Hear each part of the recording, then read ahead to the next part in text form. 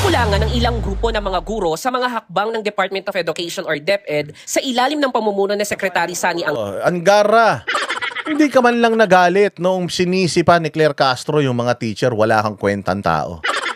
Lahat ng teacher under mo. Nung nagsalita si Claire Castro, sana man lang tinulig sa mo, Madam Claire, we are in the same government, we are in the same team. I find it unbecoming na parang sa mga pangyayaring ganito, yung sakripisyo ng mga teachers, hindi na nga natin binibigyan ng importansya, dinidisregard pa natin. Nasisisihin pa natin. Kahit sabihin ni Claire Castro na hindi ko naman sinisi yung mga teacher, hindi, sinisi mo eh. Sinisi mo ma'am yung mga teacher. Maaaring hindi lahat, pero sinisi mo pa rin yung mga teacher. So sana naman po wag ganun. Kasi po, grabe po ang sakripisyo ng mga teacher. Mantakin po ninyo, ma'am ha, Ma'am Claire Castro. Putsang ina ninyo. Pinapadala niyo yung mga anak niyo sa eskwelahan. Tuwang-tuwa kayo pag may pasok. Bakit tuwang-tuwa kayo pag may pasok? Hay, salamat. Hindi kayo mag-aalaga ng mga anak ninyo. Iisa lang ang anak niyo, dalawa lang ang anak ninyo. Hirap na kayo, bisit na bisit kayo pag nasa bahay, antitigas ng mga ulo. Mga kupal yung mga anak ninyo. Mantakin mo, ipapadala mo yan sa teacher. Ang isang teacher humahawak ng 17 na estudyante. Hindi lang sa isang araw putya sa isang araw, ilang 70 na estudyante yung kanyang hahawakan at sasawayin, didisiplinahin. Hindi nyo madisiplina yung dalawa, yung isang anak nyo, di nyo madisiplina eh. Yung teacher, dinidisiplina. Daan-daan, libo-libong estudyante. Tapos sisisihin nyo pa. Dapat doon pa lang nagalit na to si Angara eh. Dahil to si Angara, walang kwentang tao, walang kwentang DepEd, putang inang yan, pinabayaan niya. Kung si Inday Sara yan, siya ang DepEd, tapos nagsalita ng ganyan si Claire Castro, tutulig sa Inday Sara yan. Sasabihin ni Inday Sara, huwag niyo namang pagsalitaan ng ganyan yung mga teacher. Diyos ko naman, grabe naman kayo. Kayo, sarap-sarap ng trabaho nyo dyan eh. Nakatunga nga lang kayo dyan, sumusweldo kayo. Etong mga teacher, araw-araw pumapasok. Pag may pasok ang estudyante, may pasok sila. Kahit walang pasok estudyante, may pasok pa rin sila. Tapos ganyan ang trato nyo sa mga teacher. Oy, kaya kayo mga teacher, putang ina, pag kayo bumoto pa rito sa mga alagad ni Marcos, ang tatangan nyo na rin ha. Sisisihin ko kayo talaga. Oo. Angara laban sa sunod-sunod na insidente ng karahasan sa mga paaralan. Sa eksklusibong panayam ng Billionaire News Channel kay Alliance of Concerned Teachers, National Capital Region Chairperson Roby Bernardo, sinabi niyang nakakabahala na ang siyam na insidente ng karahasan sa mga eskwelahan kabilang na ang 2 shooting incidents. Hindi raw sapat ang shooting drill para pigilan ang insidenteng ito. Ngayong araw rin kasi ay inilabas ng DepEd ang isang memorandum na nag-uutos sa mga pampubliko at pribadong paaralan, elementarya hanggang high school, na magkasa ng nationwide simultaneous school safety drill. Sana ang unang pinaplano dito ng DepEd, magdagdag ng mga i-require yung mga schools na magdagdag ng mga security measures. I-require yan. Kailangan talaga gumastos yung eskwelahan. Total naman, pinapasan nyo naman yung, naniningil man kayo ng mga miscellaneous fees, di ba? Maintenance fees. Ako nga may computer fee ako, di naman nagko-computer. Muntik pa ako ma-kick out ng college. Nanood ako ng bold sa Cisco namin, Cisco. Nanood ako ng bold. Pucha, nahuli ko, muntik akong kick outin. Bakit? Nagbayad akong computer fee Ngayon nga lang ako gumamit ng computer 4 na taon na ako nagbabayad ng computer fee. Ngayon lang ako gumamit ng computer, nagalit pa kayo. Di ba? So kailangan dagdagan natin yung security diyan kung pwede. Talagang kapkapan yung mga estudyante, ma-feel nila na na kailangan sumunod sila sa batas o kapkapan sila lahat, may metal detector para sa airport. Yung bag ng estudyante dadaan dun sa metal detector. May nagko-control nun, dapat ganun para makita natin kung sino pinakamasarap yung baon, ganyan. Oo, gawin natin ganun mga eskwelahan natin. O maaring maaring hindi man maganda tingnan, para naman tayo nasa para namang gera yan.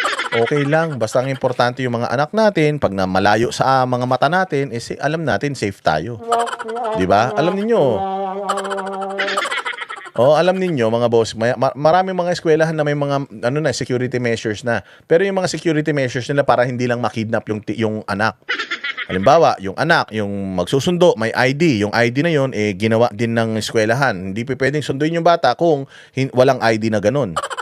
Para yung bata hindi makidnap. Yun lang doon lang sila Actually, nagawa nila ng paraan yun. Nagiging konti na yung mga kidnapping sa eskwelahan. dahil doon sa mga measures na yun. Ganun din, pagdating dito, dahil issue ngayon, yung mga namamatay yung mga estudyante, nagbabarilan, nagsasaksakan, dagdagan ulit natin ng rules or security measures para ma-prevent ito. Itong mga drill-drill na ito, makakalimutan yan. Maniwala kayo, pag nakarinig ng putok yung bata, hindi niyan alam ang gagawin yan. Bata yan eh. Bata yan. So, ang kailangan dyan, yung may mga utak na matatanda, sila yung may gawin para maging safe itong mga bata na ito. Hindi yung parang pagtatrabahuhin pa natin yung mga bata. Ganito gagawin nyo. Pag may pumutok, sasayaw kembot kayong tatlo. Tapos tatumbling kayo. Hindi pwedeng ganun. Lagdagan nyo ng mga security measures. Pagpasok sa eskwelahan, mayroong batingaw. Pag may bakal ka sa katawan, tutunog. Tapos pagpasok sa classroom, ganun din. Tapos bawal magpasok ng gamit sa loob ng eskwelahan na hindi naman kailangan. Lahat ng gamit eskwelahan ng notebook, ballpen, ganyan. Dito kayo lahat bibili sa eskwelahan. Ganon. Hindi, idea man lang yun. Hindi naman marami pang pwedeng gawin. Basta ang ibig ko lang sabihin, gawin nyo lahat ng paraan para maging safe yung mga estudyante. For active attack incident simula August 25, araw ng Martes. Ayon sa kagawaran, ikakasa ang drill alinsunod sa contingency plan for active attack incidents ng bawat paaralan. Pero para kay Bernardo, kulang ang shooting drill at dapat maging maingat ang... Pucha, baka mamaya niya, shooting drill, may nagsusunod din na cellphone. Yung bumabaril, may cellphone din na sumusunod. Walang hiya. Ba naman yan? DepEd sa pagsasagawa nito. Dahil ayon sa ilang eksperto, may malaking epekto ito sa mental health ng mga kabataan. Dapat anya pagtuunan ng pansin ni Secretary Angara ang mga kakulangan sa loob ng paaralan kabilang na mga personnel at ang long-term solution. Ama, personnel, equipment, long-term solution, ganun. Kasi Angara, puro papogi lang ginagawa nito eh. Hindi sapat yung drill So, lamang. act teachers party list, mga nito. Mga salot din tong mga to. Pero pabayaan na natin, maganda naman yung sinasabi nila, tsaka advokasya nila yan eh. Tangina ninyo kasi mga teachers kayo, dapat kayo ang gumagawa ng batas, nasa kongreso kayo eh. Dapat gumagawa kayo ng batas para dito, mga hayop kayo, kung kailan may mangyayari, doon lang din kayo mararamdaman mga kupal kayo. Pero pagka mga rally, ang bibilis ninyo eh. Pagka rally sa mga laban sa Duterte, nandoon kayo. Pag tungkol sa impeachment, ang bibilis ng mga bunganga ninyo. Pero pagdating sa eskwela, wala kayong nagagawang mga hayop kayo, pare-parehas lang kayo. Sisitayin nyo si Angara, isa rin kayo. Ang tagal nyo sa act teachers party list, ang tagal nyo nang may seat sa Congress. Wala kayong mga nagagawang batas para sa kapakanan ng mga teachers at mga estudyante, mga kupal kayo. Tangina ninyo. Alam mo, long-term solution, dapat pati kayo ma-dissolve. Talaga yung sinasabi natin kanina, yung pag-address nga doon sa mga basic na kailangan ng eskwela, tapos yung pagbigay ng mga mental health personnel, security personnel, at yung pangmatagalang solusyon tulad nga nung pagpapababa nga ng ating teacher-students ratio. Actually, kahit nga yung mismong mga guidance office, halos wala tayo niyan eh. Sa gilid lamang nagkakaroon ng mga counseling sa schools natin eh. So, yun sana. Kasi nandun tayo sa prevention, no? Huwag tayo doon sa, magre-react na lang. Sang-ayon din si Teachers Dignity Coalition Chairperson Benjo Basas na dapat unahin muna ni Angara ang pagdadagdag ng mga guidance counselor sa mga paaralan. Kailangan natin talaga ng whole society approach. Kabilang po dyan, syempre, yung maayos po na school guidance and counseling, no?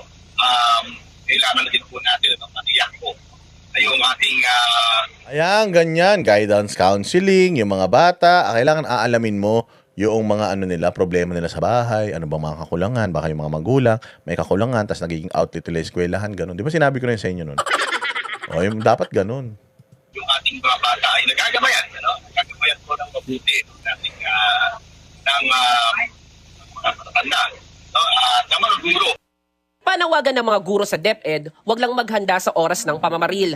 Dahil una, dapat raw ay may sapat na hakbang para hindi ito mangyari sa loob ng mga paaralan. Tsaka isa pa, dapat yung mga estudyante lagyan ng mga lockers yan. 'Di ba? Sa Amerika ganun may mga locker. Tapos dapat sa loob ng paaralan o kaya sa loob ng classroom, dapat walang mga gadget, wala yung cellphone, dapat talagang aral lang ang gagawin nila diyan para wala silang access sa mga kung ano-ano. Kita mo yung pumatay na bata noong nakaraan, Facebook live pa.